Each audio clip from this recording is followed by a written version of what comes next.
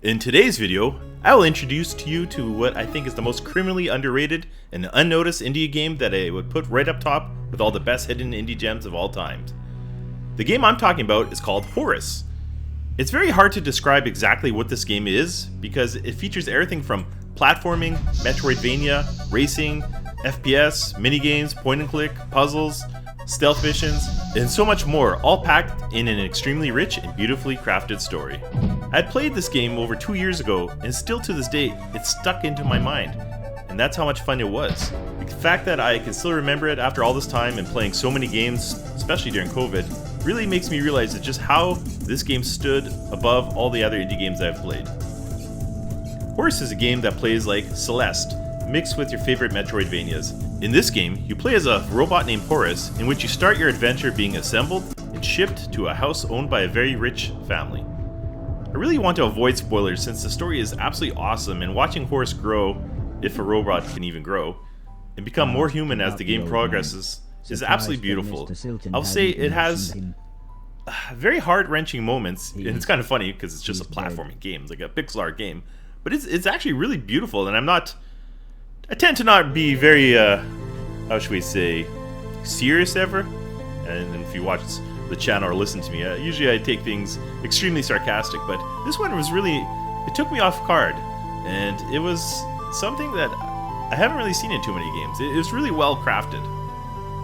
I will say that the game starts off very slow with the introductions, and if anyone ends up buying this, please give it at least 2 hours until you hit the big moment where everything changes and the story slows down and the game really begins, because it may put some people off because you're not instantly jumped into levels where you're jumping around doing all these crazy puzzles. It has like a slow burn, but the payoff is really worth it. So I guarantee you though, like if you give it time, the game will grow on you, and after a few hours it really is catchy and it'll hook you, and it'll be very hard to put your controller down. So a lot of the challenge in this game is the platforming puzzles, and it's, like I said, like Celeste, where you have to time everything and cue your jumps right at the perfect times. I'll play a couple examples here, but it's really satisfying when you do pass the levels.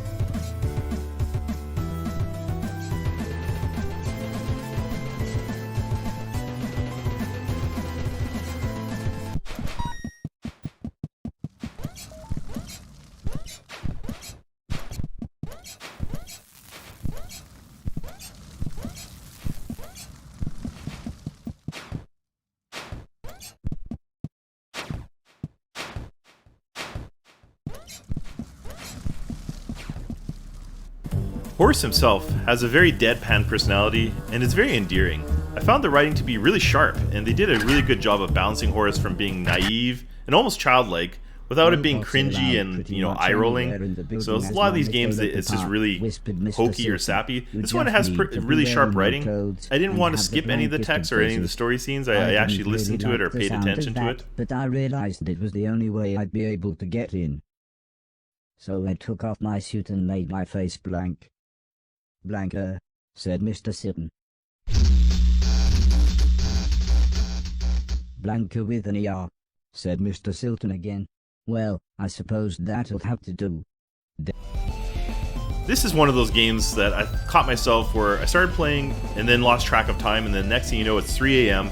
My wife has come downstairs and is chastising me for playing games so late and how tired I'll be the next day at work. I had found Celeste to be near perfect experience when I had first played it because of the perfect controls you had with the character and the extreme difficult but not cheap challenges that you have platforming through all the levels. Horace does the same thing, and I'd say maybe even better since each area that you traverse visually looks different, and the game is mixed with so many different types of challenges. The controls of Horace, like himself, is tight and he has good weight when he jumps. Kind of like Mario, a lot of those platforming games where it's either you're too floaty or you fall down too quickly. Horace has good balance of that.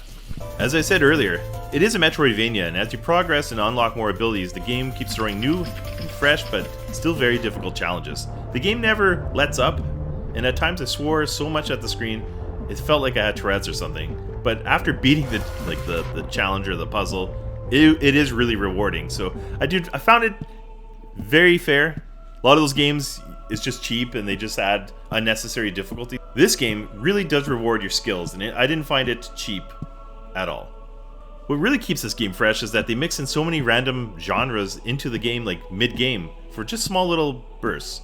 For example, check out some of these side games or mini games that they have in it.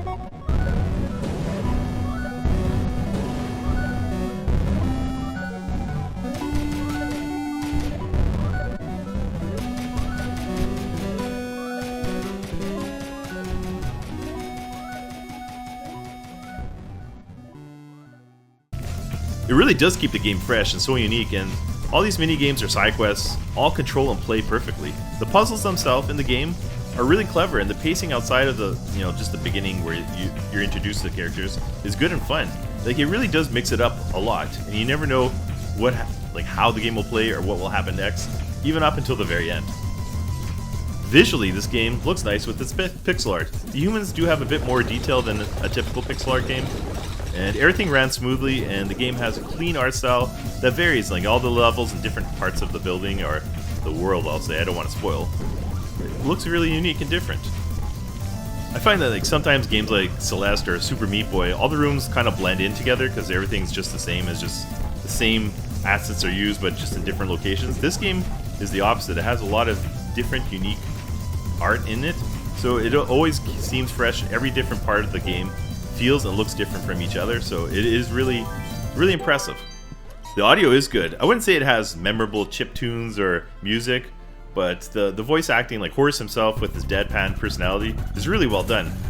I will say it does have some overly British humor, which some people may find off-putting, and several of the references to other games or pop culture is more so geared to people who are 30 or older, so the younger folks may not understand a lot of the jokes that they have, but it never goes over the top. It is well written. I really don't know what else I can say about this game. I found the story to be amazing, the gameplay to be super fun, and the puzzles and everything just to be extremely clever, and I was completely surprised at how well put together everything is in the end. What really blew me away is, after beating the game, it turns out this game was only made by 2 people. I had easily put in 20 hours into it, and with so much variety and such a great story and great gameplay, I was shocked at how this was basically created by one person. It was his passion project for it that he worked on for 7 years, and he ended up enlisting the help of someone else to help finish it. And once again, it made me realize that you can have awesome experiences playing indie games. This is one of those great examples of that. Now, I know that lots of times people over-exaggerate on how great a game is. This time I honestly believe that this game is a masterpiece. It won't be for everyone since it has a slower start, and unlike Meat Boy, where you're basically just doing one level after another, this game does have parts where it picks up and then slows down to tell more of the story. So it has more highs and lows, and some of the folks with short attention span might not dig that. But for the most part, I think people will enjoy the story and will love the gameplay and the challenges. So I'll conclude by saying, if you had played Celeste and enjoyed it, this game is a must-buy. There's no hesitation, go get it right away. It goes on sale frequently for only $5, both on Steam and on the eShop, and at that price it's an absolute steal. I have zero hesitations of saying this is a true hidden gem. A lot of people like saying, oh, hidden gems, but this is definitely one, and probably the most underappreciated game that I've ever played to date. So try it out, let me know how you enjoyed it in the comments, subscribe, and I'll see you in the next one.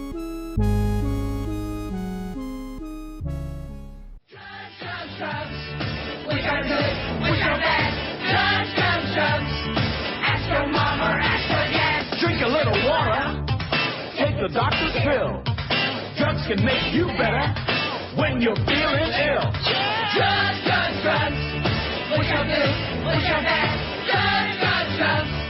Ask your mama, ask your dad. There's lots of other drugs that sure have a flaw. Watch it now, man. It's trouble with the law. Drugs, drugs, drugs. What you do? What you bad? Drugs, drugs, drugs. Ask your mama, ask your dad. Drugs, drugs, drugs.